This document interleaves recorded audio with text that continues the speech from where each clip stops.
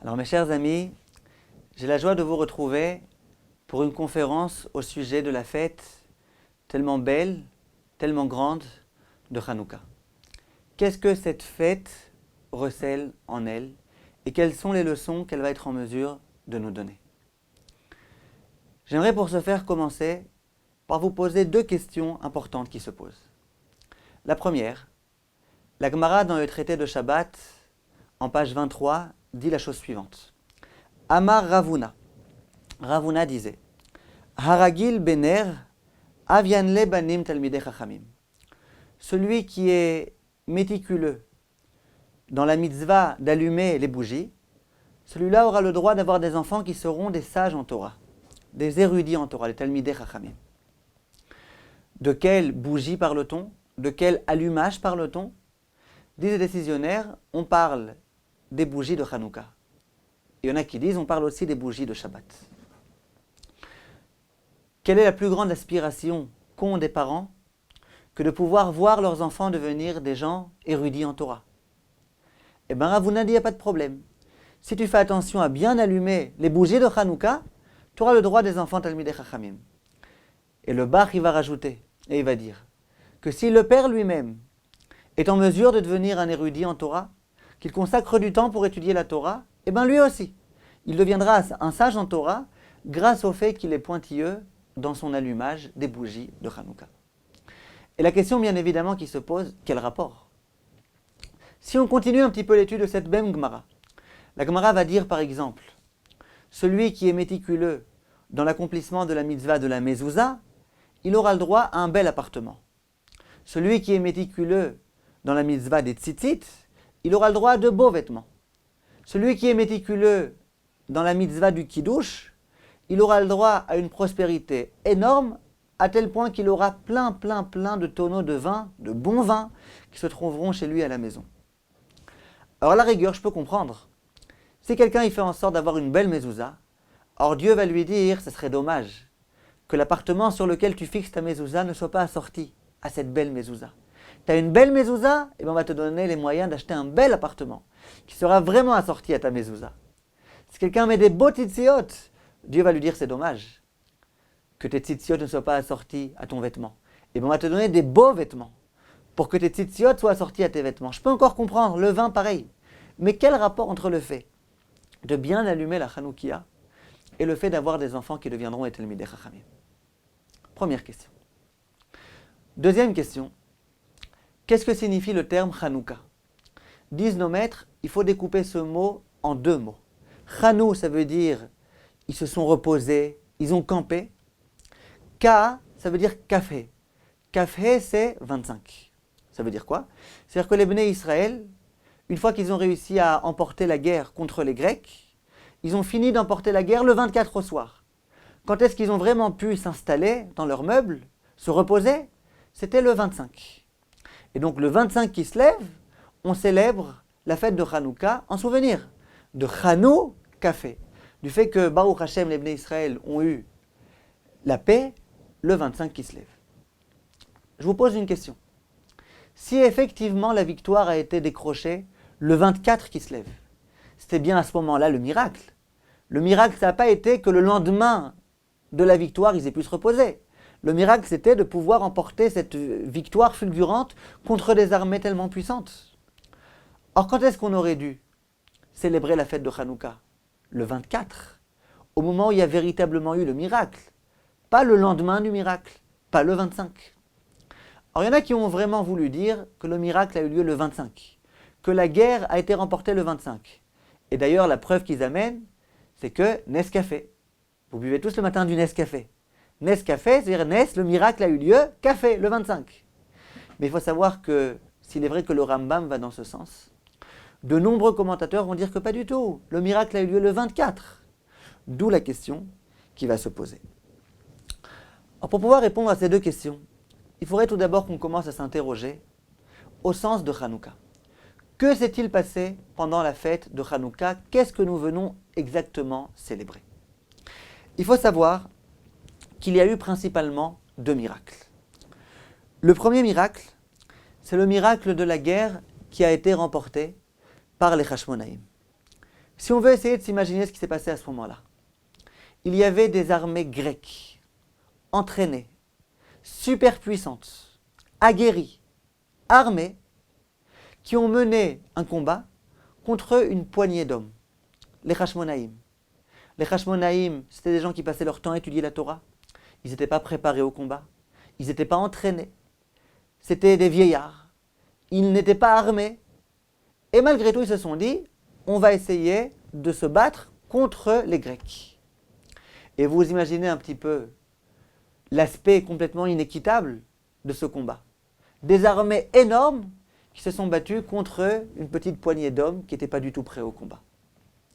Si vous voulez un tout petit peu vous imaginer de quoi avait l'air cette guerre, on raconte qu'à l'époque du Chafetz Chaim, dans les journaux des non-juifs, nos détracteurs ont voulu se moquer de nous. Et ils ont dessiné une caricature dont l'intitulé était « Regardez un petit peu comment les juifs sont ridicules ». Et qu'est-ce qu'on voyait sur la caricature? Il y avait d'un côté des armées super puissantes, comme je vous ai dit, avec des tanks, avec des mitraillettes, avec peut-être même des avions. Ils étaient nombreux, ils avaient l'air vraiment intimidants. Et de l'autre côté de la caricature, on voyait 2 ou 3 personnes avec des péotes, avec un petit tire-bouchon et un petit couteau comme ça en plastique. Et puis voilà de quoi avait l'air la guerre. Regardez un petit peu, il y avait écrit dans cet intitulé, regardez comment c'est ridicule. Regardez-les-moi ces juifs-là. Ils se jettent dans la gueule du loup de façon tellement intrépide. Qu'est-ce qu'ils pensent? Qu'ils vont gagner? Et lorsque les juifs de cette époque ont vu cette caricature, ils étaient malheureusement vexés. Ils se sont dit, encore une fois, on se moque de nous. Et puis la vérité, c'est vraiment marrant. Vraiment, c'est quoi là, cette petite poignée d'hommes qui va se battre contre des armées tellement puissantes? Et ils ont été voir le Chafetz Chaim, le grand de la génération. Ils se sont dit, peut-être que lui sera capable de nous remonter le moral. Le Chafetz Chaim a entendu ce qu'ils avaient à raconter. Peut-être même, je ne sais pas exactement, qu'il était d'accord de regarder cette caricature. Et puis il leur a dit, je ne comprends pas. Ça vous vexe tellement? Ça vous froisse tellement de voir cette caricature? Ils ont dit, mais oui, regardez Rav, c'est vraiment ridicule. Le Chafetz Chaim leur dit, mais vous ne comprenez pas une chose? Ils sont en train de se moquer d'eux-mêmes, non pas de nous. D'eux-mêmes, ils sont en train de se moquer. Je leur dis, mais comment ça se fait? Il dit, mais finalement, qui est-ce qui l'a emporté? C'est ces armées super puissantes ou c'est cette poignée d'hommes? C'est cette poignée d'hommes qui a réussi à l'emporter. C'est de eux qu'ils sont en train de se moquer. Ils se tournent en dérision eux-mêmes. Ils sont en train de montrer qu'eux-mêmes, avec leurs armées tellement puissantes, ils n'ont pas été capables d'écraser complètement cette petite poignée d'hommes qui n'était pas du tout prête au combat. C'est d'eux-mêmes qui sont en train de se moquer. Vous voyez un petit peu de quoi avait l'air cette guerre. Imaginez-vous cette caricature. Et bien finalement, c'est nous qui l'avons emportée. Si vous me demandez de vous expliquer comment ça se fait, j'en serai incapable. Et c'est d'ailleurs la phrase qu'on va réciter tous les jours de Hanouka, au moment du Hallel, où on va dire « Even ma'asu abonim ». Oui, il y avait une pierre qu'on a amenée à des architectes pour essayer de voir si c'est une pierre de qualité ou pas. Mais voilà que ma'asu abonim. Les architectes, ils ne l'ont pas agréée. Ils ont dit que cette pierre, on pouvait la jeter à la poubelle, qu'on ne pouvait rien attendre d'elle, qu'elle n'était pas de bonne qualité. Et finalement, que s'est-il passé? Haïta les roches pina. Cette pierre-là, cette fameuse pierre, ça a été la pierre axiale d'un édifice absolument énorme. Or, on continue et on dit, mais comment ça se fait? Comment ça se fait? Pourtant, les gens les plus professionnels nous ont dit que cette pierre-là était défectueuse. Comment, sur cette pierre, a pu se reposer un tellement grand édifice? Et on continue et on dit, mais et Hashem aitazot, hiniflat be'enenu. Tout ça, ça provient de Hashem. C'est Hashem qui l'a voulu. Si c'est Hashem qui l'a voulu, hiniflat be'enenu. Ça dépasse complètement notre entendement et notre compréhension. L'histoire du peuple juif, mes chers amis, elle dépasse complètement l'entendement humain. Comment vous voulez que je puisse vous expliquer que quelques hommes, pas prêts au combat, pas armés, ont pu réussir à vaincre des armées tellement puissantes? Incompréhensible. La seule explication qu'on peut malgré tout donner, c'est que vu que Hachem était avec nous, on peut comprendre. Hachem, qui est le créateur du monde, qui gère complètement et qui régit tout ce qui se passe dans ce monde-là, s'il décide que c'est nous qui l'emporterons, eh bien évidemment, c'est nous qui allons l'emporter. Le deuxième miracle qu'il y a eu, c'est que une fois cette guerre remportée, les Bnei Israël avaient vraiment envie, les Juifs, de pouvoir allumer la menorah. Ça faisait déjà tellement de temps qu'ils n'avaient pas pu allumer la menorah. Et voilà que malheureusement ils s'aperçoivent que toute l'huile avait été rendue impure par les non-juifs. Et malgré tout, en cherchant bien, ils ont trouvé une toute petite fiole d'huile. Simplement la quantité était complètement insuffisante pour voir la menorah être allumée jusqu'à ce qu'ils aient le temps de préparer une nouvelle huile. Ça allait prendre 8 jours. Et malheureusement, il y avait suffisamment de quantité que pour un jour. Et les voilà replongés dans l'affliction.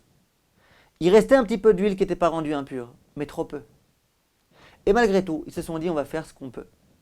Et ils vont allumer la menorah avec cette petite fiole d'huile. Et le miracle est que cette petite quantité va suffire pour 8 jours. À nouveau, un miracle absolument extraordinaire. Comment ça se fait? Ça défie complètement les lois de la nature? Oui, mais on ne pose pas de question. Si Hachem a décidé que cette huile suffirait, eh bien elle suffira. Le même Dieu qui a décidé que l'huile devait se consumer, eh bien cette fois-ci il a décidé que l'huile se consumerait beaucoup plus doucement. Il y a a priori une question qui se pose. Lorsque tous les jours on lit le Halanissim, dans le Halanissim on relate un petit peu les faits qui se sont produits à cette époque-là. Dans le Halanissim, qui est censé donc nous raconter en substance ce qu'est la fête de Hanouka, on nous parle que de la guerre qui a été remportée par les Hashmonaïm. Masarta giborim beyad chalashim, verabim beyad meatim, urshaim beyad tzadikim. Et puis on cherche le deuxième miracle, le miracle de la fiole d'huile. On n'en voit aucune allusion. Vous pouvez chercher à la loupe, au microscope, vous ne verrez aucune allusion. Alors on se dit, bon, peut-être qu'effectivement, le seul miracle qu'il y a eu, ou le seul grand miracle, c'est la guerre qui a été vaincue par les Hashmonaïm. Lorsqu'on ouvre la Gemara de Shabbat, la Gemara qui nous relate le miracle, ce qui s'est produit, la Gemara demande, Maï Hanouka, qu'est-ce que Hanouka? Et la Gemara nous raconte le miracle de la fiole d'huile. Pas un mot au sujet du miracle de la guerre emporté par les Hashmonaïm. On nous parle que du miracle de la fiole d'huile. Quel contraste! Ça ne peut pas être les deux, c'est ou l'un ou l'autre. Dans la Gemara, on nous parle que de la fiole d'huile. Et dans le Halanissim, on ne parle que du miracle de la victoire emportée. Comment ça se fait? Alors en fait, il y a des commentateurs qui veulent expliquer de la façon suivante. Et ils veulent dire, a priori, il y a une question qui se pose. À Hanouka, on récite Halanissim. À Purim, on récite Halanissim. Pourquoi à Pessah, on ne récite pas Halanissim dans toutes nos prières? À Pessah, vous imaginez un petit peu les grands miracles qui ont eu lieu, dont on a été l'objet. La mer qui s'est fendue en deux, ce n'était pas un grand miracle. Les 10 plaies, ce n'était pas un grand miracle. Ça ne valait pas le coup d'instituer un petit passage de Halanissim, dans lequel on aurait fait part de tous les miracles dont nous avons été l'objet pendant Pessah. Rien du tout. Comment ça se fait? La raison est la suivante. C'est que les miracles dont nous avons été l'objet pendant Pessah, c'est incontestablement des miracles. La mer qui se fend en deux, c'est un miracle. Si on croit que la mer s'est vraiment fendue en deux, on accepte que c'est un miracle. Les 10 plaies, si on croit qu'il y a vraiment eu les 10 plaies, on accepte que c'est un miracle. C'est indéniablement un miracle. Aucun scientifique digne de ce nom et honnête pourra vous donner une interprétation logique à ces miracles qui ont eu lieu. C'est la raison pour laquelle, à quoi ça sert de venir proclamer « Tu sais, il y a eu des miracles, les 10 plaies. Tu sais, il y a eu des miracles, la mer qui s'est fendue en deux. » C'est pas la peine. Il suffit de lire ces miracles-là pour bien comprendre que ce sont des miracles. Or, quand est-ce qu'on récite Halanissim? Halanissim, on le récite lorsque il y a eu des miracles dont on pourrait contester l'aspect miraculeux. Par exemple, toute l'histoire de Purim. Je peux très bien lire l'histoire de Purim et me dire qu'il n'y a pas eu de miracle. Pourquoi? Eh bien voilà, il y a eu un roi qui s'appelait Achashverosh, qui est tombé amoureux de Esther. Et du coup, tout ce que Esther lui a demandé, eh bien il a accepté. C'est la raison pour laquelle le décret que Haman avait édicté a pu être annulé. Et puis en plus, Haman est venu à un moment où il ne fallait pas, concours de circonstances, tout s'est bien produit pour que finalement on tue Haman et que tout se finisse bien. On peut essayer de donner une explication, on peut essayer de donner une interprétation. Là où on aurait pu donner des interprétations, on dit Alanissim, on proclame qu'aucune interprétation. C'est un miracle. Et bien là, il en va de même, au sujet de Hanouka. Ça veut dire quoi? Le miracle de la guerre qui a été emportée par cette petite poignée d'hommes. On pourrait très bien dire que ce n'est pas un miracle. On pourrait dire que ce jour-là, je ne sais pas exactement comment ça se fait, mais l'armée grecque était vraiment faible. Ils avaient peut-être mangé quelque chose qui les a infestés, ils ne se sentaient pas bien. On pourrait aussi dire que certes, les Hashmonaïm c'était une petite poignée d'hommes, mais qu'ils avaient une stratégie exceptionnelle. On peut toujours essayer d'expliquer. On peut toujours essayer de donner des interprétations. Pour dire qu'il y a eu un miracle. Pour dire qu'il n'y a pas eu de miracle. Pour dire que cette guerre a été emportée selon les lois de la nature. Et on pourrait lire cette histoire-là avec l'incognito de la providence. Dieu n'existe pas. Dieu n'est pas intervenu dans cette histoire-là. Par contre, le miracle de la fiole d'huile. Une fiole d'huile dans laquelle il n'y avait qu'une quantité pour allumer un jour. Et c'est des connaisseurs qui disaient qu'il y avait suffisamment que pour un jour. Ils étaient habitués à l'allumage de la menorah. Ça faisait des années entières qu'ils allumaient la menorah. Ils ont dit qu'il y avait de quoi allumer que pour un jour. Que cette quantité-là était suffisante. Pour 8 jours, ça c'est un miracle que personne ne pourra expliquer. Ça c'est un miracle qui dépasse complètement les lois de la nature. C'est indéniablement un miracle. C'est la raison pour laquelle, lorsque dans le Alanissim, on va avoir besoin de proclamer « Attention, miracle !» Tu aurais pu penser qu'il n'y a pas de miracle, mais moi je viens et je proclame qu'il y a un miracle. De quel miracle va-t-on parler? Du miracle dont on aurait pu dire que ce n'est pas un miracle, à savoir la guerre qui a été remportée. Par contre, dans la Gemara, au moment où on demande « C'est quoi Hanouka ?» Quel a été le miracle le plus fabuleux, le plus grand, le plus manifeste qui s'est produit à Hanouka? Là, on nous parle uniquement de la petite fiole d'huile. Et c'est déjà amplement suffisant. Simplement, à partir du moment où on prend conscience que cette fiole d'huile qui est restée allumée, ça procédait du miracle, on comprend automatiquement que tout ce qui s'est produit à ce moment-là, y compris la guerre remportée par cette poignée d'hommes, c'était bien évidemment un miracle. Il faut donc, Bezrat Hashem, qu'on essaye de réfléchir un petit peu au point commun qu'il y a entre ces deux miracles. Ces deux miracles-là, a priori, ont l'air d'être deux miracles complètement séparés l'un de l'autre. On va voir que pas du tout. Il y a un point commun très fort entre ces deux miracles. Mais tout d'abord, il faut essayer de se poser une question concernant le premier miracle. Les Hashmonaïm, comme on l'a dit, ils savaient très bien qu'ils n'avaient aucune chance de réussir à vaincre ces armées tellement puissantes. Nous, quand on songe un petit peu à cette histoire de Hanouka, on connaît déjà la fin, donc c'est trop facile. Mais eux, ils ne savaient pas. Eux, ils ne connaissaient pas cette fin. Eux, ils ne savaient pas qu'ils seraient l'objet d'un miracle. Alors comment ça se fait qu'ils se soient littéralement jetés dans la gueule du loup? Comment ça se fait qu'ils aient été prêts à mener ce combat? La vie, c'est tellement important. La valeur de la vie humaine, de la vie d'un juif, est incommensurable. Puisqu'ils savaient qu'ils allaient perdre, comment ça se fait qu'ils ont osé? Voilà la question qui se pose.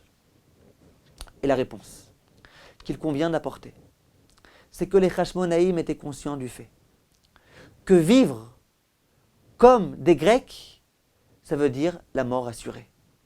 Ce que les Grecs souhaitaient, c'était qu'on abjure, qu'on oublie complètement notre judaïsme, ce qui nous caractérise, et qu'on accepte de penser comme eux, de vivre comme eux, d'adhérer à leurs idéaux. Et nous, on n'était pas prêts du tout. Parce que pour les Hashmonaïm, vivre comme un grec et non pas comme un juif, ça s'appelle ne pas vivre. C'est la mort assurée. Or, quitte à mourir, autant mourir comme des juifs. Autant mourir en essayant de se battre. Autant se battre jusqu'au bout. Parce que de toutes les façons, on va mourir. Si jamais c'est les Grecs qui emportent, si jamais on accepte de céder à leurs demandes et à leurs exigences, eh bien ça veut dire ne plus juif, ne plus être juif. Et d'ailleurs, dans le Halanissim qu'on va dire tous les jours, on va dire que quelle a été la volonté des Grecs? C'était lehashkicham Toratecha, de leur faire oublier ta Torah. Regardez un petit peu ce mot, lehashkicham. Quelle était la volonté des Grecs? Ils ont voulu nous faire oublier, renoncer à 3 mitzvot principales. La première, c'est le Shabbat. La première lettre de Shabbat, c'est Shin. La deuxième, c'est Chodesh, Chet. La troisième, c'est la circoncision, Mila. Première lettre, c'est un Mem. Prenez le mot Lehashkicham et retirez le Shin de Shabbat, le Chet de Chodesh et le Mem de Mila. Qu'est-ce qui vous reste? Il vous reste le mot Kelaya. Kelaya, ça veut dire l'extermination. Ce que les Grecs ont voulu faire, en nous faisant renoncer à notre Shabbat, à notre Mila et à notre Chodesh, c'était nous exterminer complètement. Et ça, les Juifs l'ont bien compris. Un peu comme Rabbi Akiva l'a dit. De la même façon qu'un poisson qu'on sort de l'eau va mourir de façon certaine, de la même façon un Juif auquel on supprime son oxygène, qui est la Torah, eh ben, il va immédiatement mourir. Et de cela, les Hashmonaïm étaient conscients. Lorsqu'ils ont été prêts à se tuer, ils savaient qu'ils allaient mourir. Mais leur volonté, c'était de bien montrer. On préfère mourir que de vivre comme des Grecs. Et ce qui s'est passé finalement, c'est que Dieu nous a sauvés. Et a fait en sorte qu'on puisse conserver notre Shabbat, notre Chodesh et notre Mila. Et d'ailleurs, vous remarquerez, mes chers amis, dit Chazal, qu'il n'y aura jamais une fête de Hanouka dans laquelle il y aura et un Shabbat, et Chodesh, et Mila. Comment ça se fait? Puisque la fête de Hanouka dure 8 jours, il y a toujours au moins un Shabbat pendant la fête de Hanouka. Il y a aussi Chodesh. Le Rosh Chodesh Tevet tombe pendant Hanouka, chaque année. Il n'y a aucune exception à la règle. Donc chaque Hanouka, on retrouve notre Shabbat, on retrouve notre Chodesh, et Mila. C'est quoi Mila? Les 8 jours de la Mila. Hanouka, ça dure 8 jours. Pour bien montrer que pendant cette fête de Hanouka, on a eu le droit à avoir notre Torah avec ces 3 mitzvot-là, précisément, saine et sauve. Voilà ce que Chachamim nous enseigne. Et d'ailleurs, quelle est la différence entre Purim et Hanouka? Comment ça se fait qu'à Purim, il y a une mitzvah d'organiser un mishté, un banquet, dans lequel on mange et on boit bien, or qu'à Hanouka, il n'y a aucune mitzvah? C'est vrai qu'on mange des beignets. Je vous les accorde, ces beignets, mes chers amis. Mais il n'y a aucune obligation de manger des beignets pendant Hanouka. Or qu'à Purim, on est obligé de manger. Peut-être pas des beignets, mais on est obligé de manger. Une personne qui dirait le jour de Purim, je souhaite ne pas manger, chas v'shalom, elle ne fait pas ce qu'elle devrait faire. Comment ça se fait? Quelle différence? Dit Chazal, fort de tous les propos qu'on vient de dire, c'est clair. Quelle était la volonté de Haman? C'était d'exterminer les Juifs.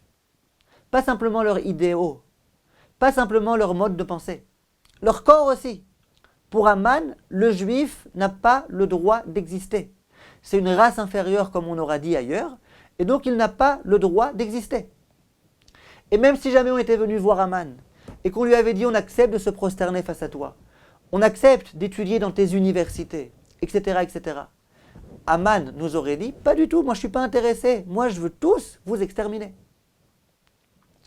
Par contre, à l'époque de Purim, de Hanouka, c'était pas du tout ça. Les Grecs, ils n'avaient pas de problème avec nous. Ils ne pensaient pas qu'on avait des gènes particuliers et qui étaient censés les gêner, pas du tout. Eux, ils se sont dit, on n'accepte pas que votre mode de pensée soit différent du nôtre. Si vous acceptez de venir étudier dans nos universités, si vous acceptez de vous fondre dans ce moule-là, qui est le moule grec, on vous accepte avec plaisir. Que nos fils se marient avec vos filles, que nos filles se marient avec vos fils. Mais arrêtez-vous sans arrêt de vous mettre à l'écart, de vous la jouer, de vous croire supérieur, de vous croire différent. Quelle est donc la différence entre Purim et Hanouka? C'est qu'à Purim, c'est notre corps qui était en jeu. Alors qu'à Hanouka, ce n'est pas notre corps, c'est notre âme, c'est notre Torah. C'est la raison pour laquelle, dit le Bar, dit le Levouche, ces deux grands décisionnaires. À Purim, où ce qu'on vient célébrer, c'est le fait que notre corps a pu être sauvé, eh bien on réjouit notre corps, on alimente notre corps, et donc on mange bien.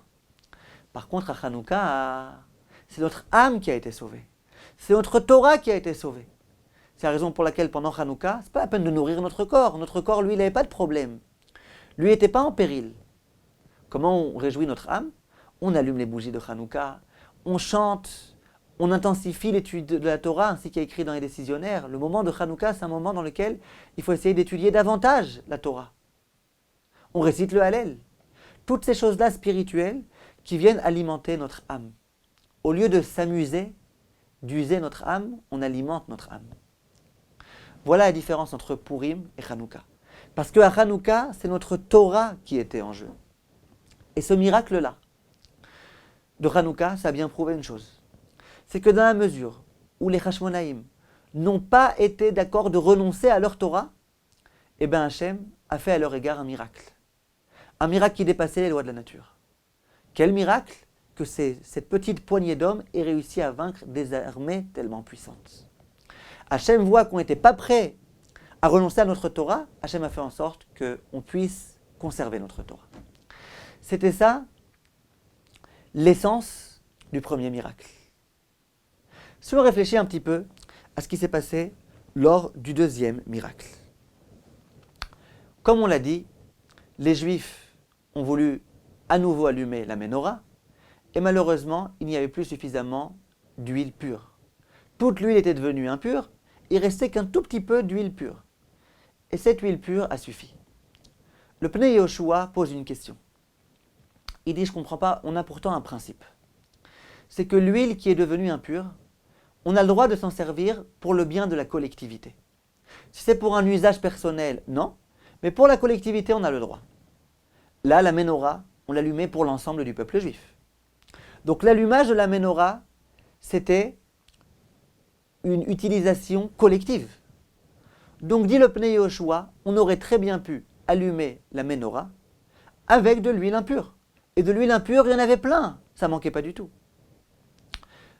Donc demande le Pnei Yehoshua, comment ça se fait que les Bnei Israël à ce moment-là n'ont pas voulu allumer la menorah avec de l'huile impure et qu'ils ont tellement cherché à allumer la menorah avec une huile pure. Si on veut un petit peu intensifier, accentuer la question, comment ça se fait que Dieu ait accepté de faire ce miracle? On a un principe qu'on connaît très bien, c'est que Dieu a horreur de faire des miracles qui sortent des lois de la nature. Lorsqu'il n'y a pas de choix, Dieu fait des miracles. Mais il a horreur de le faire. Si jamais on conçoit qu'on n'avait pas d'autre choix que d'allumer avec de l'huile pure, alors j'aurais pu comprendre que Dieu fasse un miracle. Il voit que les Juifs ont vraiment envie d'allumer leur menorah. Et il sait que s'il n'y a pas suffisamment d'huile pure, eh ben, ils ne pourront pas allumer. Or il fait un miracle, je peux comprendre. Mais si on considère, comme dit le Pnei Yehoshua, qu'on avait le droit d'allumer avec de l'huile impure, comment ça se fait que Dieu a accepté de faire un miracle? Il aurait dû dire, je ne fais pas de miracle. Le premier jour, vous allumez avec de l'huile pure, les 7 autres jours, avec de l'huile impure.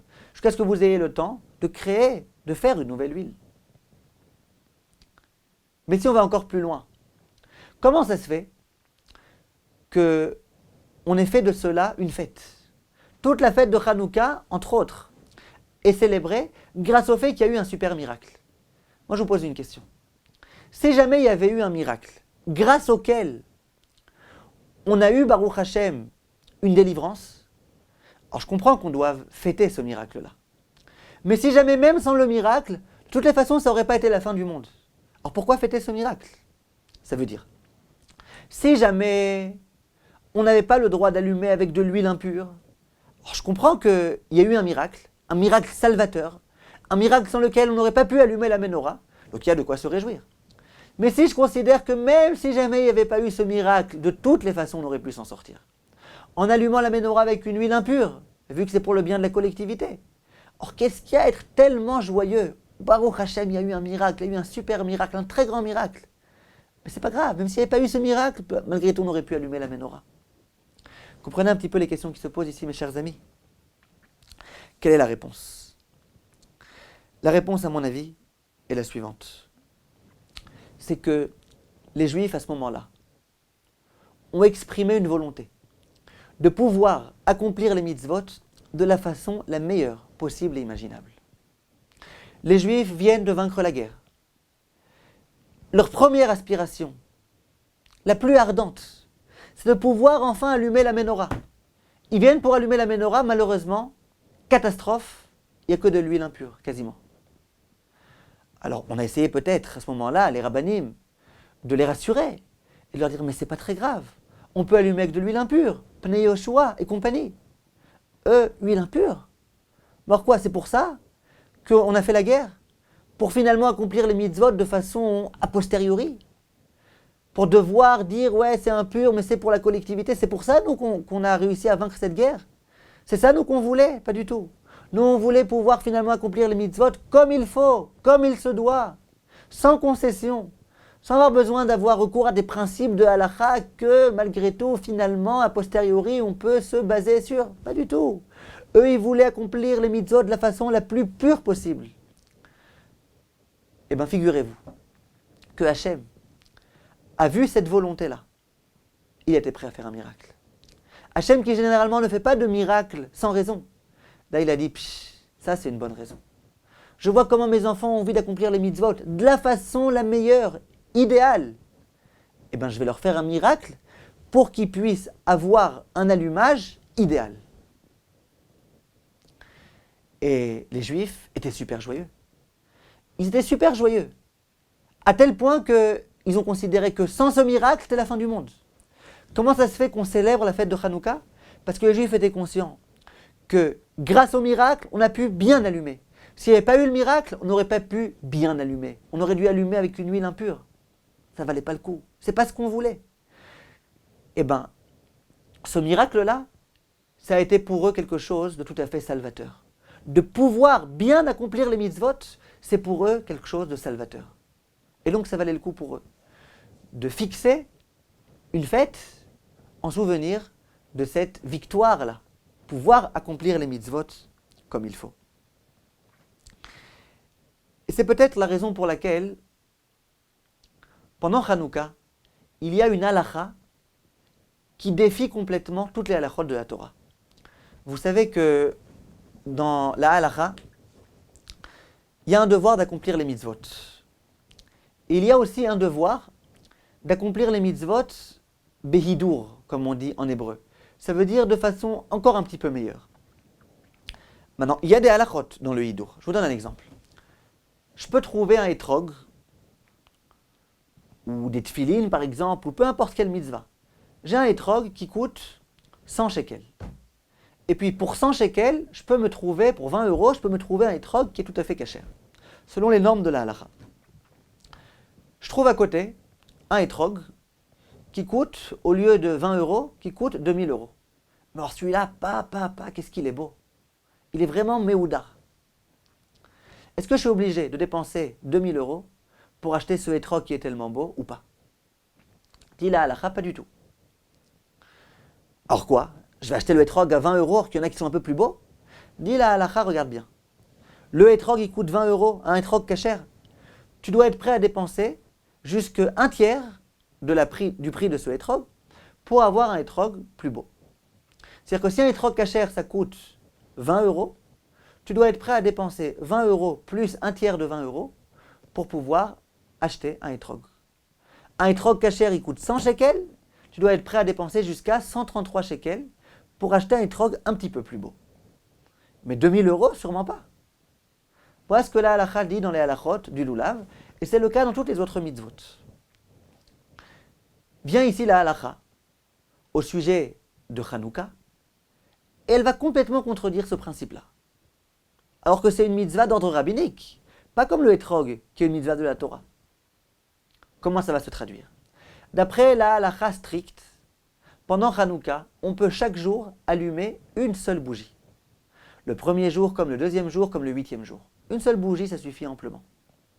Ça, c'est la halakha. Maintenant, la halakha va dire, ceux qui veulent être mehadrin, mina mehadrin, qui veulent faire le top du top, alors le premier jour, on allume une, le deuxième jour, on allume deux, le troisième jour, 3, le quatrième jour, 4, 5, 6, 7, 8. Et ça, c'est pour les Sfaradim. Les Ashkénazim, eux, le premier jour, chaque membre de la famille allume une bougie. Le 8e jour, chaque membre de la famille allume 8 bougies. Vous imaginez un petit peu, dans une famille nombreuse, combien de Hanoukiot sont allumés? Alors que d'après la halakha stricte, même dans une famille nombreuse, qu'elle soit Sfarad ou Ashkénaze, une seule bougie suffisait. Moi, je vous pose une question. Si on se fie un petit peu aux principes qu'on connaît, les principes de halakha, si jamais la halakha c'est que on peut le 8e jour allumer une seule bougie, et on s'acquitte de la mitzvah, et tous les membres de la famille s'acquittent de la mitzvah, on aurait dû dire que celui qui veut faire un petit peu mieux, celui qui veut être mehadrin, eh bien qu'il allume une bougie plus un tiers, une bougie et un tiers de bougie, qu'il mette un tiers de plus d'huile s'il veut. Mais comment on peut arriver de une bougie à 80 bougies? Comment ça se fait? Comment on peut accepter une telle idée? Et en dehors de cela, nous on connaît un principe qui s'appelle Hidur Mitzvah. Fais mieux la mitzvah, embellis ta mitzvah.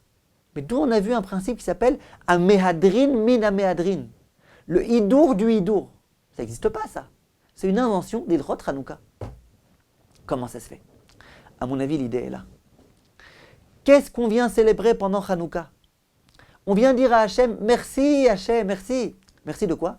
D'avoir permis à nos parents, à nos ancêtres, d'avoir pu allumer la Hanoukia, que la menorah soit restée allumée pendant 8 jours.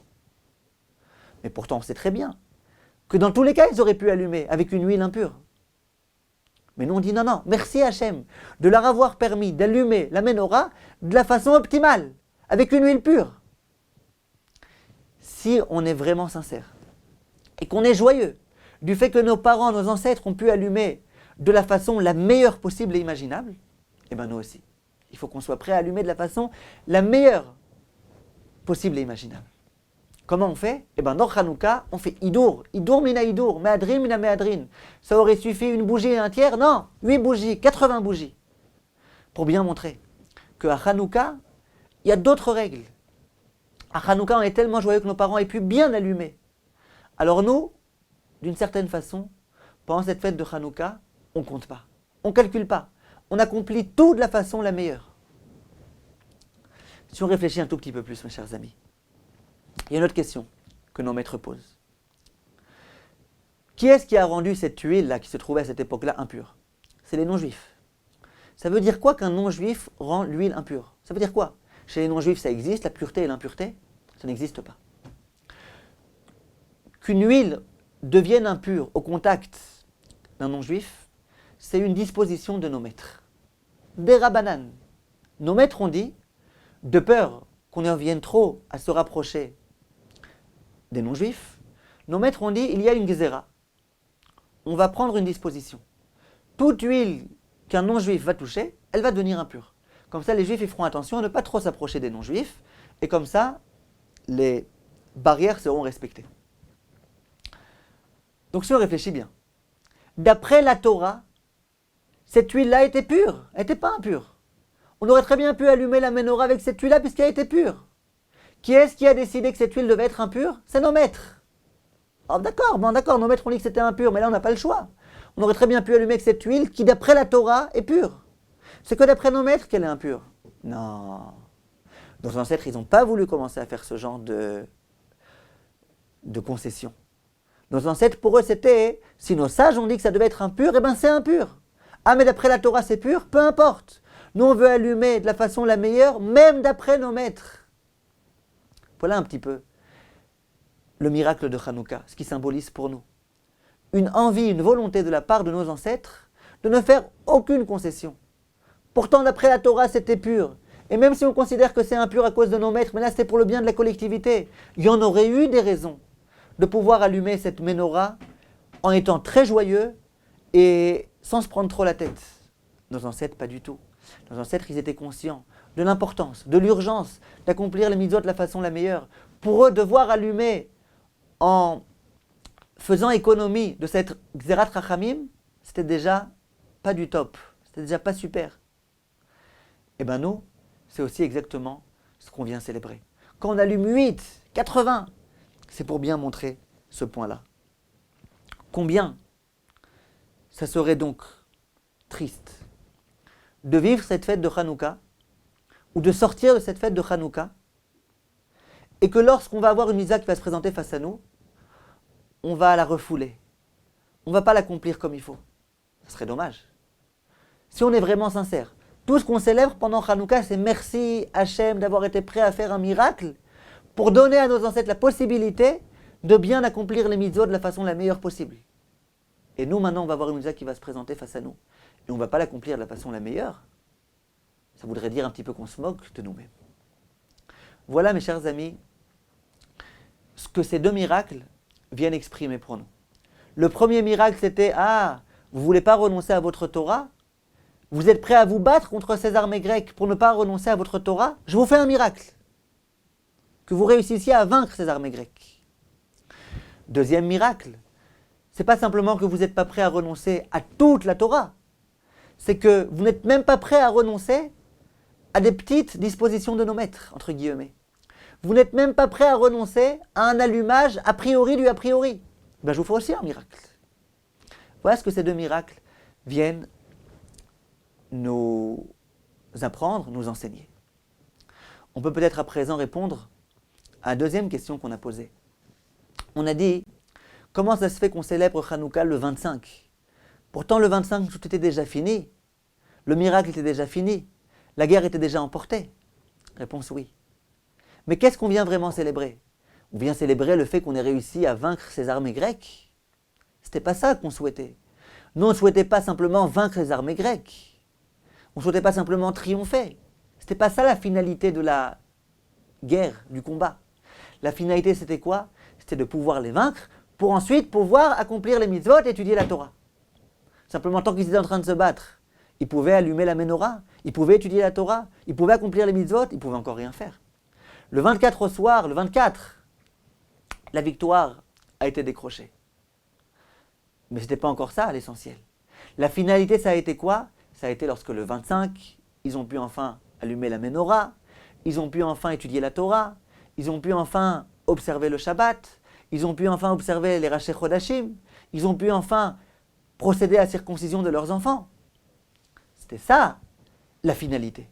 Lorsqu'on célèbre Hanouka, on ne célèbre pas simplement au moment où la guerre a été décrochée. On vient célébrer la finalité, qui a été de pouvoir retrouver notre Torah saine et sauve, de pouvoir enfin s'asseoir et étudier la Torah. Voilà ce que nos maîtres nous enseignent. On peut peut-être, à présent, en revenir à la question de départ. On a demandé, comment ça se fait que celui qui est vigilant et qui allume, comme il se doit, les bougies de Hanouka, aura le droit des enfants qui seront Talmidei Chachamim? Quel rapport? À mon avis, l'idée est claire. Lorsque les enfants voient leur père allumer la Hanoukia, et qu'ils comprennent bien ce qui se cache derrière l'allumage de cette Hanoukia, que l'allumage de cette Hanoukia, ça signifie la Torah, c'est la chose la plus importante. On a été prêt à faire la guerre pour ne pas renoncer à notre Torah. On était prêt à mourir pour ne pas renoncer à notre Torah. Et quelle Torah? La Torah dans laquelle on fait attention à tout. La Torah dans laquelle on ne fait aucune concession. Dans laquelle on veut allumer avec de l'huile pure. Avec de l'huile qui est complètement pure, d'après la Torah, d'après nos maîtres. Lorsque les enfants voient leur père allumer la Hanoukia avec joie, avec gaieté, et que le père explique à leurs enfants, vous voyez un petit peu, vous voyez combien elle est belle cette Torah, vous voyez combien elle est vraiment vitale cette Torah, vous voyez comment nos ancêtres se sont tués pour cette Torah, parce que c'est notre Torah chérie, et cette Torah-là, on s'est battu pour pouvoir la conserver. Et vous savez aussi nos ancêtres, ils n'étaient pas prêts à renoncer au moindre détail dans cet allumage. Ils auraient pu allumer avec une autre huile, ils n'ont pas voulu. Et ce miracle qu'on célèbre, c'est en souvenir de cette envie ardente qu'ont eu nos ancêtres, de ne surtout pas faire de concessions, d'allumer de la façon la meilleure. Lorsque nos enfants ils voient tout ça, ils comprennent une chose. C'est que la chose la plus importante dans la vie, c'est la Torah. Et quelle Torah? Une Torah parfaite, une Torah sans concession. Lorsque les enfants voient que c'est dans cet état d'esprit-là que les parents allument la Hanoukia, d'un coup, ils ont une envie. C'est de se donner eux-mêmes à fond dans la Torah, dans l'accomplissement des mitzvot, dans l'étude de la Torah. J'ai entendu une fois de mon père qui expliquait une Gemara dans le traité de Makot de façon fabuleuse. Et j'aimerais la partager avec vous. La Gemara dans le traité de Makot dit « Celui qui aime les Talmidei Chachamim, ses enfants seront Talmidei Chachamim. » Et la Gemara là-bas, elle continue « Et celui qui honore les Talmidei Chachamim, etc. etc. » Et toutes ces phrases-là vont dans le même sens. Que celui qui aime, qui apprécie, qui honore les Talmidei Chachamim, ses enfants seront eux aussi Talmidei Chachamim. Et mon père a posé la question suivante. Il a dit quel rapport? Parce que j'aime les Talmidei Chachamim, mes enfants seront Talmidei Chachamim. Parce que j'honore les Talmidei Chachamim, mes enfants seront Talmidei Chachamim. Quel rapport? Il a donné l'explication suivante. Il a dit les enfants, ils savent très bien ce qui est important pour leurs parents. Et il a donné l'exemple suivant. Il dit quelquefois vous voyez des parents qui sont en train de regarder un match de foot. Ils sont comme ça assis devant la télévision. Et puis à un moment donné, il y a un but. But! Et on voit les parents vraiment qui sautent de joie. But, but, but! Et puis quelquefois, l'équipe qu'ils soutiennent, elle a perdu. Et vous voyez les parents tristes qui se mettent quelquefois à pleurer, etc. C'est la fin du monde. Lorsque les enfants voient leurs parents dans cet état-là, ils comprennent. Pour papa, l'essentiel, ou en tous les cas, une chose qui est assez essentielle, c'est le foot. Le foot, c'est essentiel. Quelle va être l'aspiration de ces enfants? S'ils ont vraiment envie de faire plaisir à leurs parents, s'ils pensent vraiment que leurs parents sont des gens importants et que leur vision des choses a une importance, eh bien ils vont vouloir être footballeurs. C'est tellement beau d'être footballeur, c'est tellement important, eh bien je vais vouloir être footballeur. Lorsque par contre les parents honorent les Talmidei Chachamim, dès qu'ils voient un Talmid Chacham, ils se lèvent. Il y a un Talmid Chacham qui est rentré, ils lui demandent des brachot, et ils essayent de l'aider dans la mesure du possible. Qu'est-ce qui se passe? Les enfants comprennent. Pour papa, la chose essentielle, c'est le Talmid Chacham. La preuve, il honore le Talmid Chacham comme il n'aurait jamais honoré personne. Il n'aurait jamais honoré un milliardaire comme il honore ce Talmid Chacham. Noir, ça veut dire que quoi? C'est-à-dire que l'essentiel, c'est le Talmid Chacham. Alors c'est vrai que mon père, il n'a pas forcément le temps de passer des heures entières à étudier la Torah. C'est vrai que mon père, quelquefois, ça peut lui arriver de commettre des avérotes. Ça lui arrive, c'est un homme. Mais il n'empêche que dans son esprit, à mon père, la chose principale, la valeur cardinale, c'est la Torah. C'est les gens qui étudient la Torah, les gens qui véhiculent la Torah. Eh bien l'enfant, s'il comprend bien que son père ne joue pas un jeu, mais qu'il aime vraiment le Talmid Chacham, qu'il honore vraiment le Talmid Chacham, qu'il essaye vraiment d'aider le Talmid Chacham, l'enfant se dira, eh bien l'essentiel pour mon père, c'est le Chacham, c'est la Torah. Et qu'est-ce que cet enfant voudra être, Bezrat Hashem? Un Talmid Chacham. Si c'est tellement beau d'être Talmid Chacham, si c'est tellement grand, s'il y a tellement de raisons d'honorer un Talmid Chacham, si cette Torah est tellement belle, eh bien moi aussi, j'ai envie d'être de ceux qui pourront étudier la Torah, qui pourront véhiculer cette Torah. Et c'est pour ça que celui qui aime, qui honore le Talmid Chacham, aura le droit à des enfants Talmidei Chachamim. Voilà de quelle façon fabuleuse mon père a expliqué cet enseignement. Et bien à mon avis, on peut dire exactement la même chose ici. Lorsque les enfants voient leur père allumer la Hanoukia, et qu'ils le voient, ils ne comptent pas. Il allume avec de l'huile d'olive. Et combien de lumières allume-t-il? Pas une, 8. Et que l'enfant comprend tout ce qui se cache derrière. Que l'enfant vit avec cette idée-là. Que tout ce qui nous a valu ce Hanouka et ces beignets, cette toupie, c'est l'envie de quelques hommes de pouvoir conserver la Torah. Eh bien l'enfant comprend que la chose principale, c'est la Torah. Et lorsqu'il voit les parents se réjouir, vous savez pourquoi on se réjouit, chers enfants? On se réjouit aujourd'hui parce qu'il y a eu un miracle. Quel miracle? Le miracle qu'on a pu allumer la Hanoukia de la façon la meilleure. Les enfants, ils disent quoi? Mais c'est tellement extraordinaire de pouvoir allumer la Hanoukia de la façon la meilleure. C'est pas grave, ils auraient pu allumer de la façon pas la meilleure. Non, non, non. Nos ancêtres ont voulu allumer de la façon la meilleure. Et Hachem les a aidés. Regardez quelle joie, regardez quel bonheur. Lorsque les enfants vivent avec ça, eh ben, leur grande aspiration sera Bezrat Hashem eux-mêmes, d'accomplir la mitzvot comme il faut, d'accomplir la Torah comme il faut, et de l'étudier cette Torah. Et indéniablement, Bezrat Hashem, les enfants deviendront, grâce à cela, des Talmidei Chachamim. C'est ce que je vous souhaite à tous Bezrat Hashem, que vos enfants soient Talmidei Chachamim, que vous-même vous soyez Talmidei Chachamim. Chanukah Sameach, et merci de votre attention. Kol Tov.